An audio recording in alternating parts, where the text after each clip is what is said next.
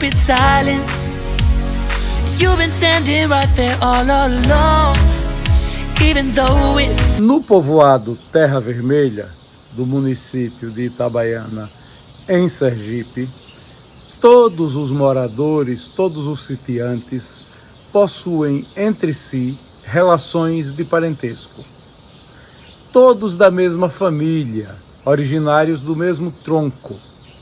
São primos, normalmente, são irmãos, que vão ocupando a terra, que se fraciona à medida que os mais velhos vão morrendo e os seus herdeiros vão dividindo as propriedades.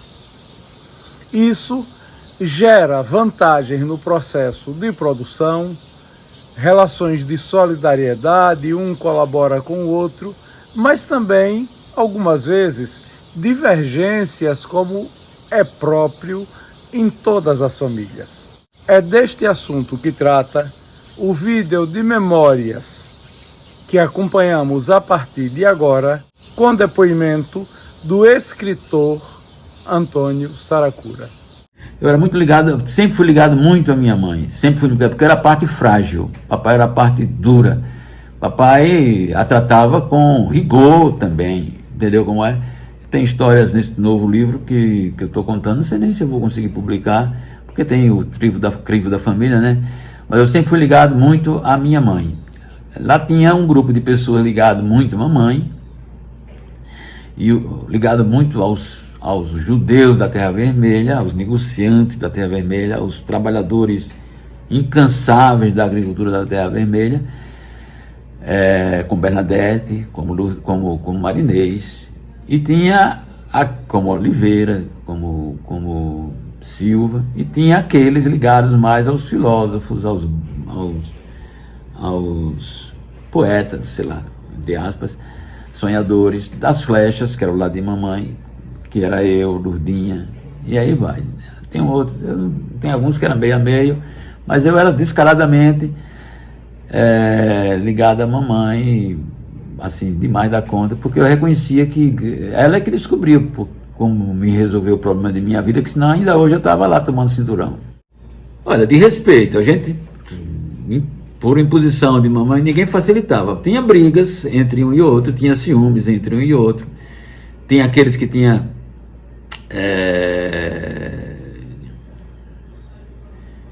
avareza e os outros sofriam com isso.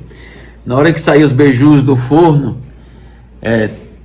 tinha daqueles irmãos que pegavam aquele beiju de amendoim especial, sumia, ela escondia em algum lugar que só o pai ia comer. Mas nunca teve brigas na malhada. A gente, por exemplo,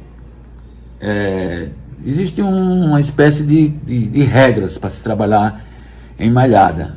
Tem as carreiras de covas, e está no mato, e aí 5 pessoas começam a trabalhar. Uma pega uma carreira, depois aquela que pega a carreira tem que andar tão rápido, de forma que a segunda não consiga alcançar, senão vai entravar, e se a segunda parar, porque a outra não conseguiu desenvolver, aí a fila vai começar a travar, e o serviço, ao invés de fluir, não vai fluir. Pô, eu tô aqui atrás de você tá remanchando aí, não anda junto. Eu tô andando tudo que eu posso. Papai não estava lá, papai estava cuidando de outras coisas. Aí começava o quebra-pau. Até oi de inchada, às vezes, voava no ar, porque nós estávamos trabalhando todo mundo com uma ferramenta que podia provocar a morte. E aí voava no ar, e para separar, não tinha nem quem separasse, era a natureza. Então tinha essas brigas, uma guerra eterna. Mas no fim, quando a mãe ficava sabendo, ou quando algum trabalhador estava conosco, ele controlava, ou então um saía correndo, o menor saía correndo da última carreira, mamãe, menino estou se matando. Lá vinha a mãe com um cabo de vassoura e apaziguava tudo. Então tinha essa concorrência. Se você não trabalhasse, você estava atrapalhando outras pessoas que estavam trabalhando. Então você tinha que trabalhar. Era natural que se trabalhasse muito, a não ser o último. Mas se o último, que estava na 6ª carreira de mandioca, andasse tão devagar que aquele primeiro, quando voltasse para... As carreiras estão em 40, 50 covas. Elas têm, sei lá, 30 metros, 40 metros. Quando aquele primeiro que terminou a dele vinha, porque tinha que vir pegar o outro 8 de 6 carreiras. E encontrava no caminho o retardatário, aí o pau quebrava novamente. Mas via de regra, havia um acordo final, todo mundo se respeitava, a gente ia para a escola. Se alguém brigava com um da gente, o outro tomava as dores, entendeu? Se alguém machucava um da gente, a vingança era lá mesmo, que se resolvia na hora do recreio, no caminho da escola. Então havia o sentimento de grupo. A gente convivia porque não tinha como não conviver, porque meu avô, Pepe de Saracura, eu alcancei. Minha avó, ela morreu quando eu tinha 4 anos, mas eu me lembro dela, essa santinha que eu falei no começo, que é do ramo dos Barbosa. Mas o Pepe de Saracura era meu grande amigo. Ele morava uma carreirinha, como daqui a portaria, já era o sítio dele. Depois, na frente, uma outra carreirinha já era o sítio de tio Chico. Todo mundo daquele grupo era meu pai. Porque era a grande gleba que meu avô tinha deixado. Ele ainda é vivo, né? Mas tinha dividido para os filhos. Depois, entrando para a esquerda, tinha tio Ulisses, que tinha uma bodega. Eu sempre estava junto também. Entrando mais para frente, tinha tio Pedro. Então eram esses filhos que moravam. Tio João já morava numa outra gleba lá na frente, que eu ia também. Toda semana, fim de semana, no domingo, a gente ia lá brincar.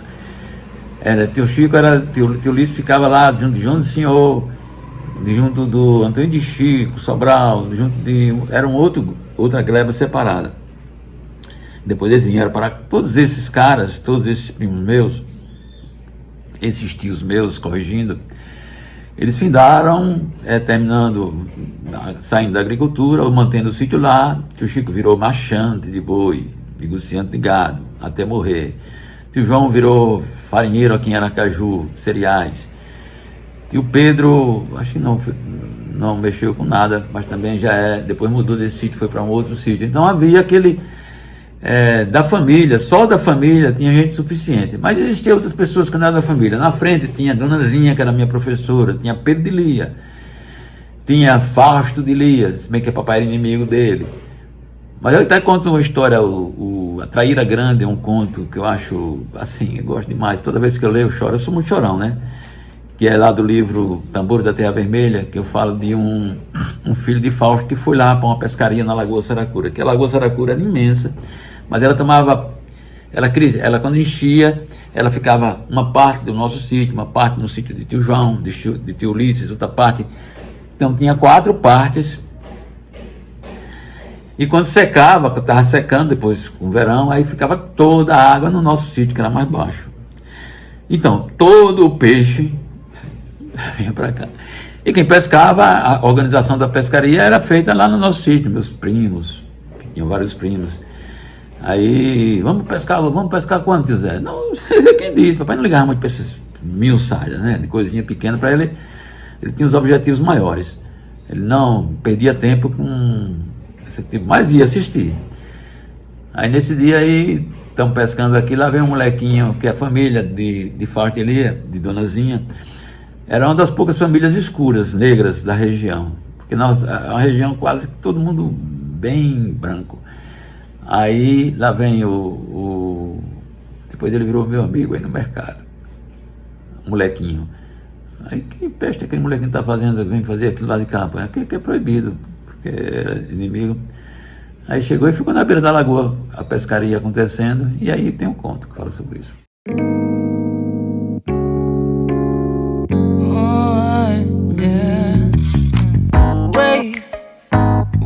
To start the day yet. I just wanna stay, even if we run